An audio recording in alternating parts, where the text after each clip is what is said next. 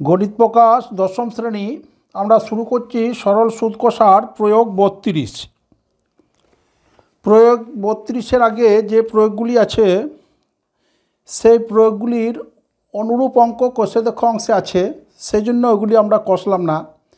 কিন্তু প্রয়োগ 32 এবং প্রয়োগ 34 এই ধরনের অঙ্ক আমাদের কষে দেখে অংশে নেই, সেজন্য আমি প্রয়োগ 32 এবং প্রয়োগ 34 শুরু করছি। এখন আমরা শুরু করছি প্রয়োগ 32।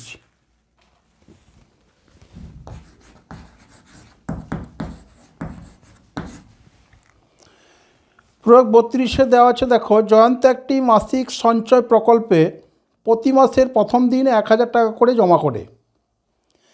ব্যাংকে বার্ষিক সরল সুদের হার 5% হলে জয়ন্ত 6 মাস শেষে সুদে আসলে কত টাকা পাবে হিসাব করি। তাহলে মাসিক সঞ্চয় প্রকল্প অর্থাৎ প্রতি মাসের শুরুতেই একটি নির্দিষ্ট পরিমাণ টাকা, এখানে নির্দিষ্ট পরিমাণ টাকা হলো 1000 টাকা করে জমা করছে। এইভাবে 6 মাস জমা করার পর সুদে আসলে সমস্ত টাকা তুলে নিচ্ছে।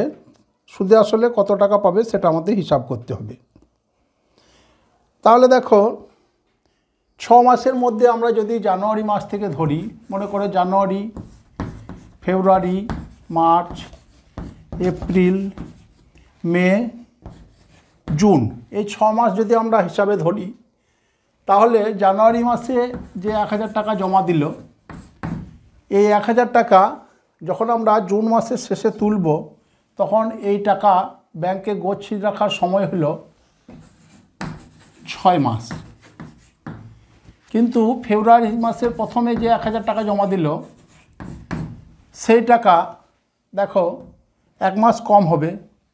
জুন মাসে যখন আমরা ওই টাকা সুদে আসলে তুলব, তখন ফেব্রুয়ারি মাসে যে টাকা জমা দিয়েছি সেটি ব্যাংকে গচ্ছিত রাখা হলো 5 মাস।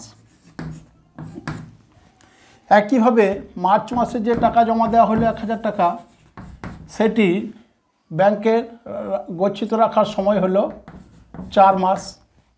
এপ্রিল মাসে যে টাকা জমা দেওয়া হলো সেটির সময় হলো 3 মাস। 3 মাস ধরে ব্যাংকে জমা আছে। মে মাসের প্রথমে যে টাকা জমা দেওয়া হলো 1000 টাকা, সেটি একইভাবে হবে 2 মাসের জন্য জমা দেওয়া আছে। জুন মাসের প্রথমে যে টাকা জমা দেওয়া হলো 1000 টাকা, সেটি তাহলে হবে 1 মাসের জন্য জমা দেওয়া আছে। এখন দেখো, জানুয়ারি মাসে যে 1000 টাকা জমা দেওয়া হয়েছে, তার আমরা সুদ হিসাব করার সময়কে নেব 6 মাস। ফেব্রুয়ারি মাসে যে টাকা জমা দেওয়া হয়েছে, সে 1000 টাকার সুদ বের করার সময় আমরা সময়কে 5 মাস ধরব। একইভাবে মার্চে 4 মাস, এপ্রিল মাসে জমা টাকা আমরা 3 মাসের হিসাব ধরব, মে মাসের 2 মাসের জন্য ধরব, জুনের 1 মাসের জন্য ধরব। এইভাবে আমরা 6 মাসের সুদ বের করব। তাহলে 6 মাসের যে মোট সুদ পাবো সেটি হবে সুদ, এবং 6 মাসের মোট আসল হবে 1000 টাকা করে 6 মাসে 6000 টাকা। তাহলে মোট আসল হবে আমার 6000 টাকা, এবং মোট সুদ হবে যেটা আমরা 6 মাসের হিসাব করব সেটি। তাহলে আমরা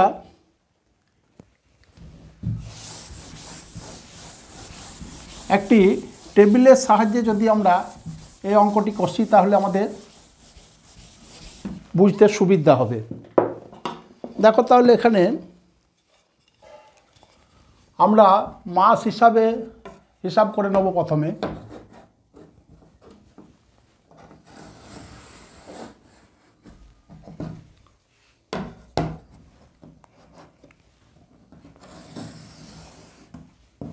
এখানে আমরা লিখে নেব মাসের নাম, কোন মাসে। দ্বিতীয় অংশে আমরা লিখব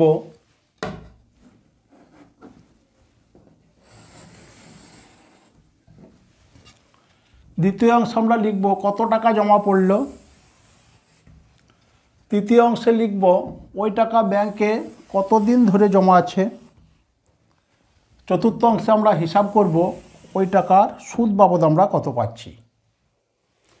তাহলে এখন আমরা এখানে লিখব মাস হিসাবে বলতে প্রথম মাস। প্রথম মাসে জমা পড়ল, এখানে লিখব জমা 1000 টাকা।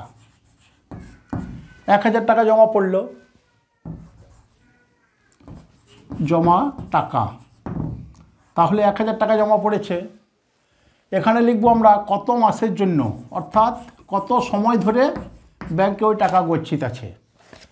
তাহলে প্রথম মাসের টাকা আমরা তুলব 6 মাস পর, তাহলে এটি হবে সময় হবে 6 মাস। সময়ের জায়গায় আমরা লিখে নেব মাস। আর এখানে আমরা মোট সুদ হিসাব করব, মোট সুদ। তাহলে প্রথম মাসে জমা পড়েছে 1000 টাকা, সময় হলো 6 মাস, আর মোট সুদ আমরা হিসাব করব। তাহলে দেখো প্রথম মাসের টাকা কিভাবে হিসাব করব। এখন দেখো জমা পড়েছে 1000 টাকা, একে আমরা পি ধরব।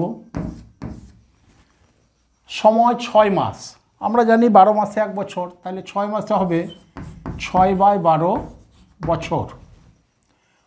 মোট সুদ I = PTR/100। সুদের হার দেওয়া আছে আমার, সুদের হার দেওয়া আছে 5%। তাহলে সুদের হারের জন্য আমরা একটি ছক করে নেব। এই ছকটি যদি আমরা সুদের হার লিখি, সুদের হার, তাহলে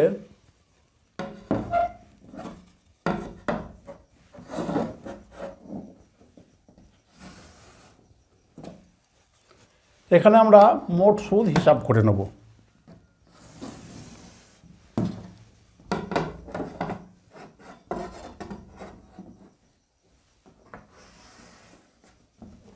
এখানে হিসাব করব আমরা মোট সুদ।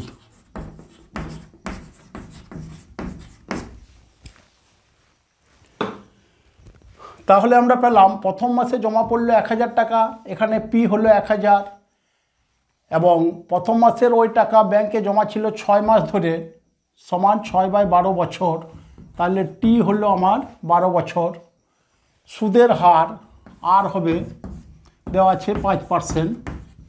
তাহলে মোট সুদ আমরা বের করব I = এখানে আমরা I1 লিখলাম, PTR/100 সমান দেখো পি আমার 1000 টাকা, টি বলতে 6/12 বছর, এবং আর হলো 5%, তাহলে 5/100 টাকা।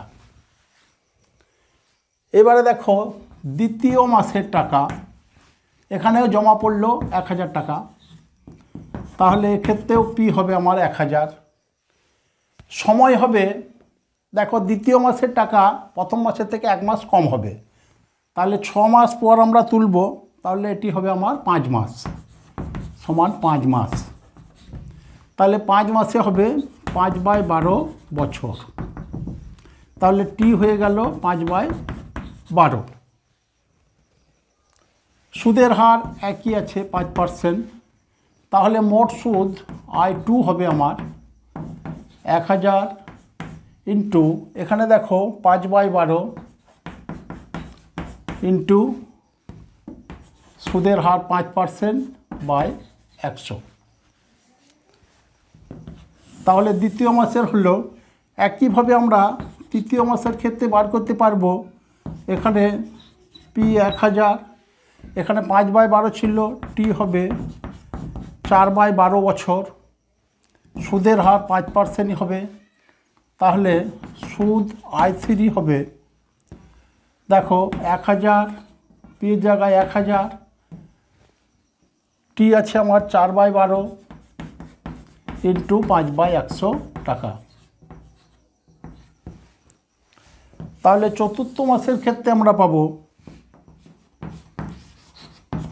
চতুর্থ মাসের ক্ষেত্রে জমা আমরা পি সমান 1000 টাকা হলো, টি সমান হবে দেখো 1 মাস কম হবে, অর্থাৎ 3/12 হবে।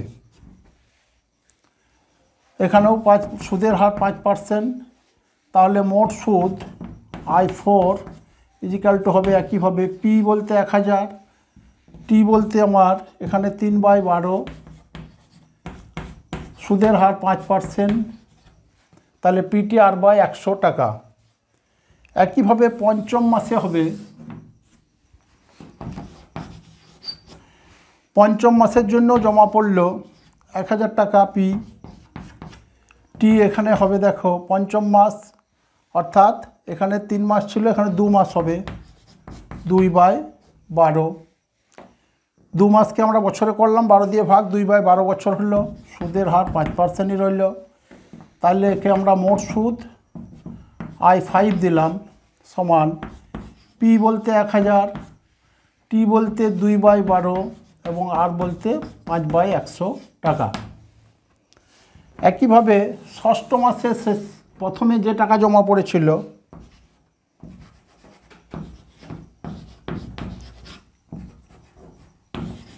ষষ্ঠ মাসের প্রথমে যে টাকা জমা পড়েছিল সেই টাকা আমরা ষষ্ঠ মাসের শেষে তুলছি, সেই জন্য সময় হবে, আসল হলো 1000 টাকা, সময় হবে টি ইজিক্যাল টু 1 মাস মানে 1/12 বছর। সুদের হার 5% হলো, তাহলে I6 হবে। একইভাবে পিটিআর বাই 100, তাহলে 1000 ইন্টু 1/12 ইন্টু 5/100 টাকা। তাহলে দেখো আমরা 6 মাসের সুদের হিসাব পেয়ে গেলাম। 6 মাসের মোট আসল হবে দেখো 6000 টাকা। তাহলে মোট আসল লিখে নেব 6000 টাকা, আর মোট সুদ আমরা মোট সুদের টেবিল থেকে আমরা হিসাব করে নেব। এখন তাহলে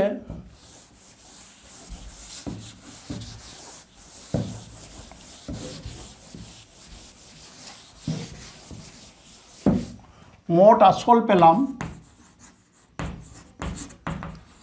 মোট আসল অর্থাৎ আমরা 6 মাসে যেটা জমা দিয়েছি 6000 টাকা, আর মোট সুদ হবে দেখো 6 মাসের মোট সুদ, 6 মাসের মোট সুদ।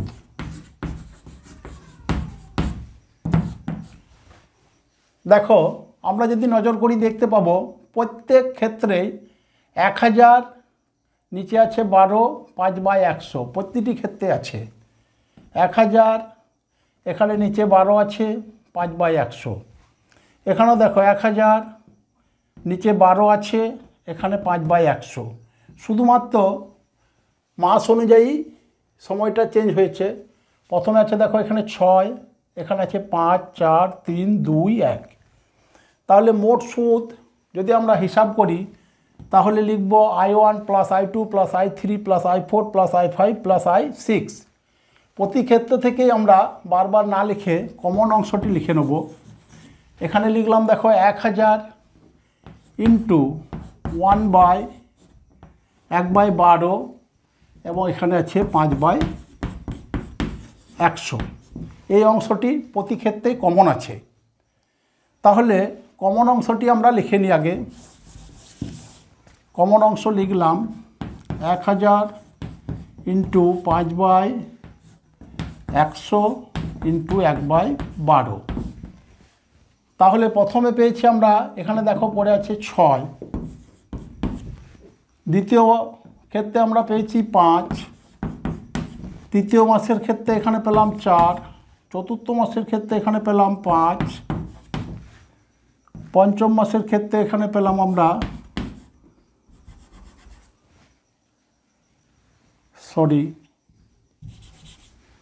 এখানে দেখো প্রথম মাসে 6, দ্বিতীয় মাসে 5, তৃতীয় মাসে 4, চতুর্থ মাসে হবে 3, তৃতীয় মাসে হবে 2, আর দ্বিতীয় মাসের জন্য হবে 1, 1, 2, 3, 4, 5, 6 এত টাকা।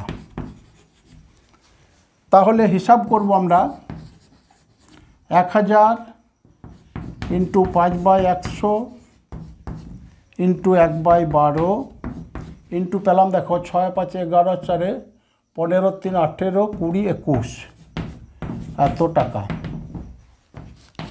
তাহলে 0 0 কাটল।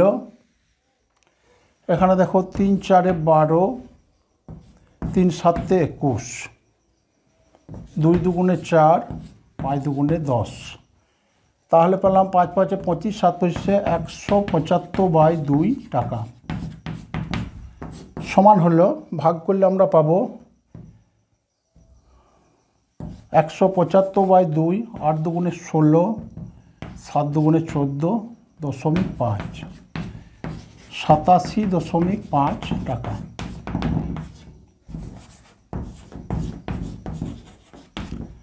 তাহলে 6 মাসে আমরা সুদ বাবদ পেলাম 87.5 টাকা, আর 6 মাসে আসল আছে আমার 6000 টাকা। অতএব 6 মাস পরে সুদে আসলে আমরা তুলতে পারবো ব্যাংক থেকে, 6 মাস পর সুদে আসলে তুলতে পারবো। সুদ যুক্ত আসল সমান, এখানে হলো 87.5 টাকা, এখানে আছে আমার 6000 টাকা, সমান 6087.5 টাকা। এবার আসবো আমরা প্রয়োগ 34।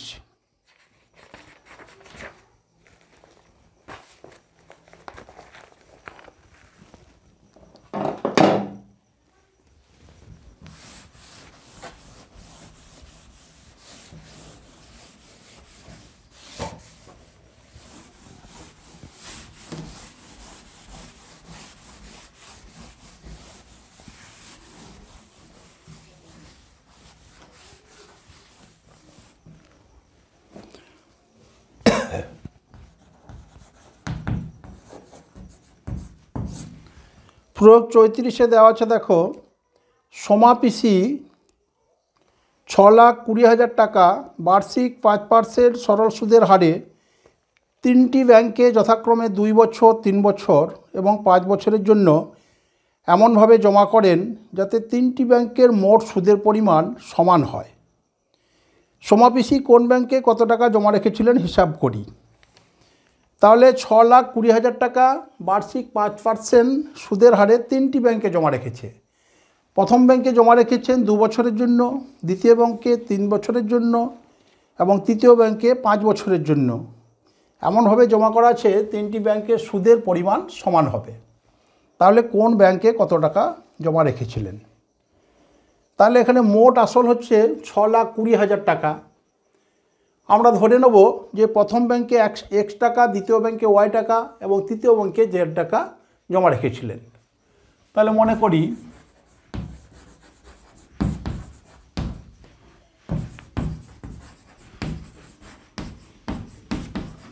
মনে করি সমাপিসি প্রথম ব্যাংকে প্রথম, দ্বিতীয় ও তৃতীয় ব্যাংকে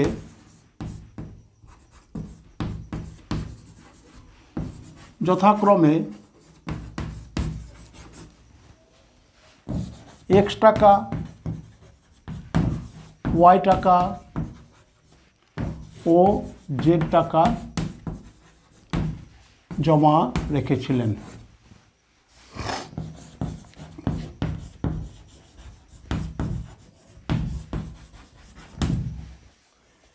তাহলে সমাবেশী প্রথম ব্যাংকে রেখেছেন x টাকা, দ্বিতীয় ব্যাংকে রেখেছেন y টাকা, তৃতীয় ব্যাংকে রেখেছেন z টাকা। মোট মূলধন হলো 6,20,000 টাকা। অতএব আমরা প্রথম শর্ত অনুযায়ী লিখতে পারবো x plus y plus z equal to 6,20,000,000। তাহলে x plus Y plus Z is equal to পেলাম আমরা 6,20,000,000। এটি আমাদের প্রথম সূত্র। দ্বিতীয় ক্ষেত্রে শর্তে বলা হয়েছে প্রথম ব্যাংকে 2 বছরের জন্য টাকা জমা রেখেছে, দ্বিতীয় ব্যাংকে 3 বছরের জন্য এবং তৃতীয় ব্যাংকে 5 বছরের জন্য। সুদের হার সব ব্যাংকেই 5%। এখন আমরা প্রথম, দ্বিতীয় এবং তৃতীয় ব্যাংকে কত সুদ হচ্ছে সেটি বার করে নেব।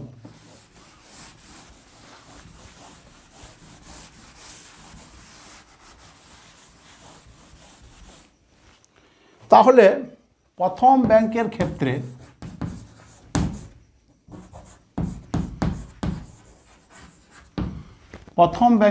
ক্ষেত্রে আসল হলো আসল পি সমান হলো আমার x টাকা, সুদের হার আর সমান হলো 5%, সময় টি সমান হলো, দেখো প্রথম ব্যাংকে আছে 2 বছরের জন্য, 2 বছর। তাহলে মোট সুদ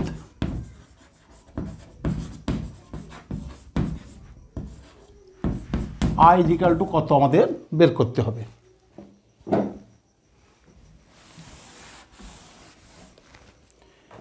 তাহলে দেখো আমরা পেয়ে গেছি আসল পি পেয়েছি, সুদের হার আর পেয়েছি, সময় টি পেয়েছি।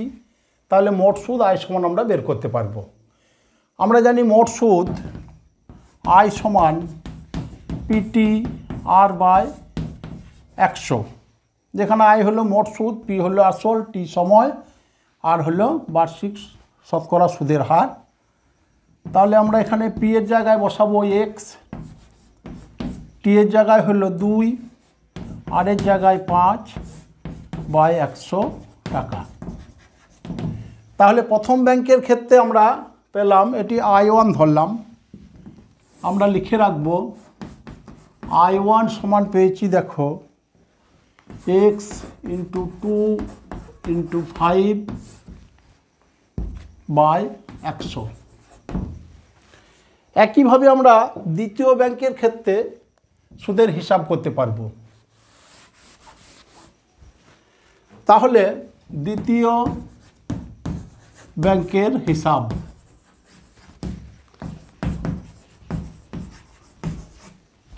এখানে দেখো শুধুমাত্র আমার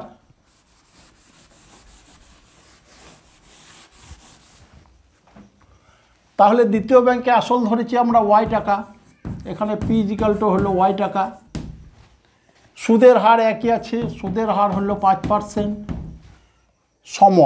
সময় দ্বিতীয় ব্যাংকের ক্ষেত্রে বলা হয়েছে 3 বছর, তাহলে সময়টি সমান পাবো আমরা 3 বছর। তাহলে মোট সুদ আই ইজিক্যাল টু কত? একইভাবে আমরা বার করতে পারবো I equal to P into T into R by 100।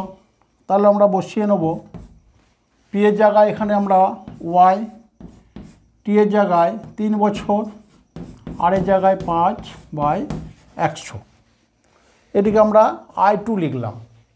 তাহলে আমরা লিখে রাখবো দ্বিতীয় ব্যাংকের ক্ষেত্রে মোট সুদ পেলাম I2 ইজিক্যাল টু, দেখো y ইন্টু 3 ইন্টু 5 বাই 100 টাকা।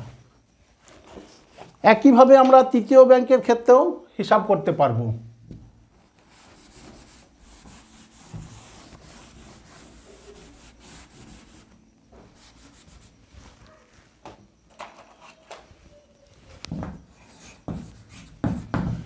তৃতীয় ব্যাংকের হিসাব, সুদের হিসাব, আসল পি সমান আছে আমার দেখো জেড টাকা,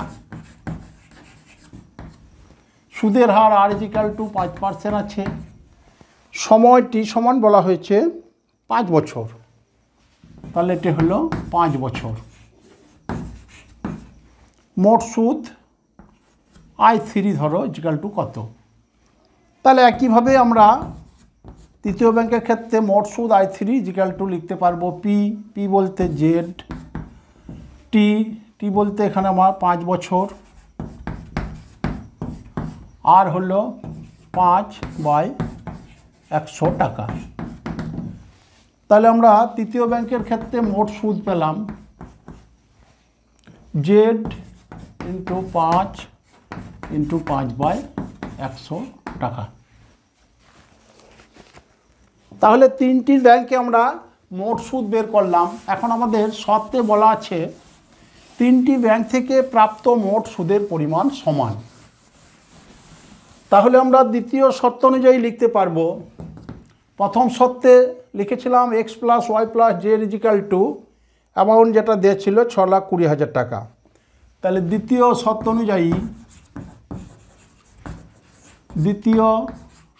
অনুযায়ী আমরা লিখতে পারবো তিনটি ব্যাংকে মোট সুদের পরিমাণ সমান, অর্থাৎ I1 সমান I2 সমান I3। তাহলে লিখব দেখো x into 2 into 5 by 100 equal to y into 3 into 5 by 100 equal to z into 5 into 5 by 100। স্পষ্টতই হরে 100 আমরা কেটে দেব, আর এখানে প্রতি ক্ষেত্রেই দেখো 5 আছে, তাহলে 5ও কাটা গেল। তাহলে এখন আমরা পেলাম দেখো 2x equal to 3y equal to 5z equal to K ধরি, কে একটি ধ্রুবক, কে অশূন্য ধ্রুবক। তাহলে আমরা লিখতে পারবো দেখো 2x ইজিক্যাল টু কে, তাহলে x ইজিক্যাল টু হবে কে বাই 2, 3y ইজিক্যাল টু কে, তাহলে y ইজিক্যাল টু হবে কে বাই 3, 5z ইজিক্যাল টু কে, অতএব z ইজিক্যাল টু হবে কে বাই 5। এখন দেখো x প্লাস ওয়াই প্লাস জেডের মান আমাদের জানা আছে।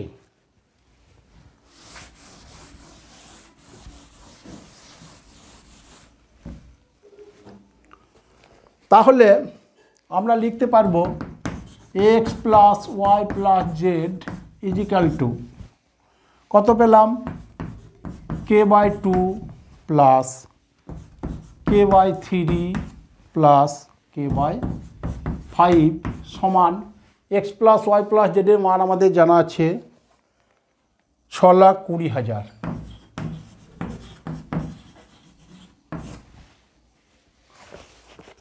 এখান থেকে আমরা কে এর মান সহজে বের করতে পারবো, বা দেখো লসাগু হবে 30, তাহলে হলো 15কে প্লাস 10কে প্লাস 6কে ইজিক্যাল টু 620,000।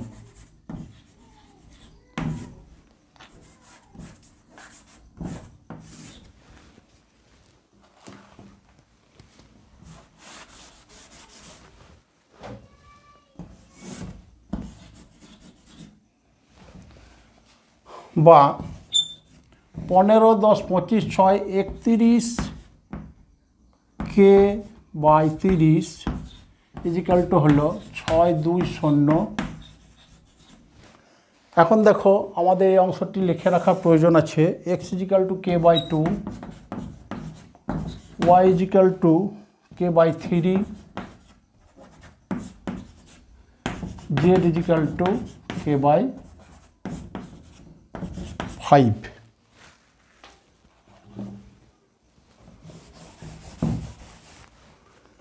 বা কে সমান পাবো আমরা 620,000 ইন্টু 31/30 গুণ হয়েছিল, তাহলে ডান পাশে নিয়ে গেলে ভাগ হবে, অর্থাৎ 30/31। এখন দেখো 31 দুগুণে 62, 0, 1, 2, 3, 4। তাহলে কে সমান হলো 2, 1, 2, 3, 4, 3 দুগুণে 6 লিখলাম। কে সমান 3 দুগুণে 6, 0 আছে দেখো 4, এখানে একটি 5টি, 1, 2, 3, 4, 5 এত। তাহলে কে এর মান আমরা পেয়েছি, এখন সহজে এক্স ওয়াই এবং জেডের মান বের করতে পারবো।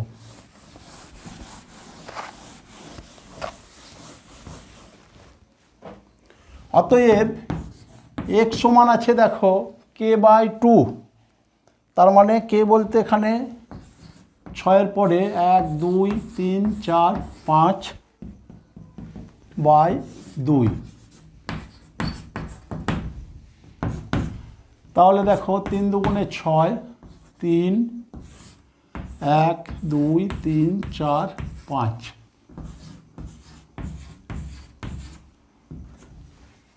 অর্থাৎ প্রথম ব্যাংকে জমা রেখেছিল 3 লাখ টাকা। একইভাবে দ্বিতীয় ব্যাংকে অর্থাৎ ওয়াই সমান আচ্ছা দেখো কে বাই 3, অর্থাৎ 6-এর পরে বাই 3 টাকা। তাহলে 3 দুগুণে 6 সমান হলো 2 লাখ টাকা। তাহলে দ্বিতীয় ব্যাংকে জমা রেখেছিল ওয়াই সমান 2 লাখ টাকা। এখন তৃতীয় ব্যাংকে জমা রেখেছিলেন জেড টাকা, জেড সমান k/5 অর্থাৎ 6 1 2 3 4 5/5 টাকা। দেখো 5 12 60, এখানে 1 2 3 4 সমান হলো 1,20,000 টাকা। অতএব সমাপিসি প্রথম ব্যাংকে জমা রেখেছিলেন 3 লাখ টাকা, দ্বিতীয় ব্যাংকে জমা রেখেছিলেন 2 লাখ টাকা এবং তৃতীয় ব্যাংকে জমা রেখেছিলেন 1,20,000 টাকা। আপাতত এ পর্যন্তই।